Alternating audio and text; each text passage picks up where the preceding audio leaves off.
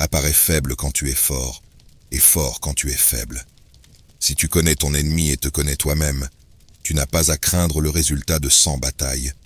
Que tes plans soient sombres et impénétrables comme la nuit, et lorsque tu bouges, tombe comme la foudre. Au cœur du chaos, il y a aussi de l'opportunité. Les guerriers victorieux gagnent d'abord, et ensuite vont au combat, tandis que les vaincus vont au combat d'abord, et cherchent ensuite à gagner. Pour connaître ton ennemi, tu dois devenir ton ennemi. Une nation ne bénéficie jamais d'une guerre prolongée.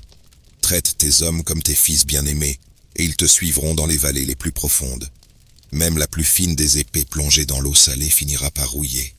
Sois rapide comme le vent, et forme-toi comme le bois, attaque comme le feu, et sois immobile comme la montagne. Les opportunités se multiplient quand elles sont saisies. Quand l'ennemi se détend, fais-le travailler. Quand il est repu, affame-le.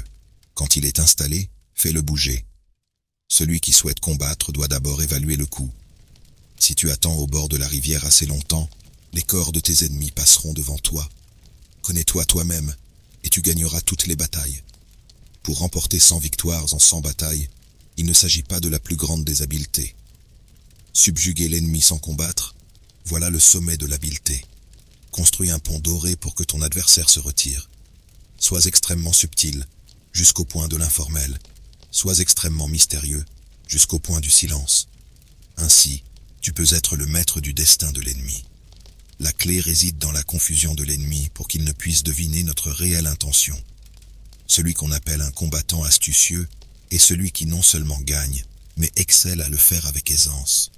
Éveille-le et apprends ses activités ou inactivités.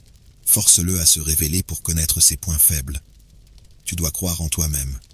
Si l'esprit est disposé, la chair peut endurer de nombreuses épreuves. L'attaque est le secret de la défense. La défense est la préparation de l'attaque. De grands résultats peuvent être obtenus avec de faibles forces. La sagesse ultime ne réside pas dans la victoire de chaque bataille, mais dans la défaite de l'ennemi sans jamais combattre. Ne bouge pas à moins de voir un avantage. N'utilise pas tes troupes sans un gain potentiel. Ne combats pas si la position n'est pas critique. Les roues de la justice tournent lentement mais finement. Si ces forces sont unies, sépare-les. Ne fais pas confiance à celui qui n'a rien à perdre.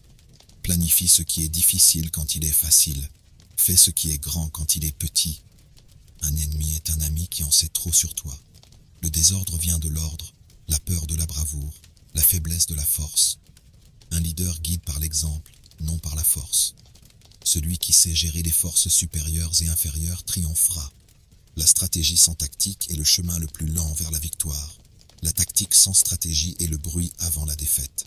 Il ne faut pas nécessairement détruire l'ennemi, il suffit de détruire sa volonté de se battre. Ne fais jamais confiance à un ami qui reste silencieux sur tes défauts.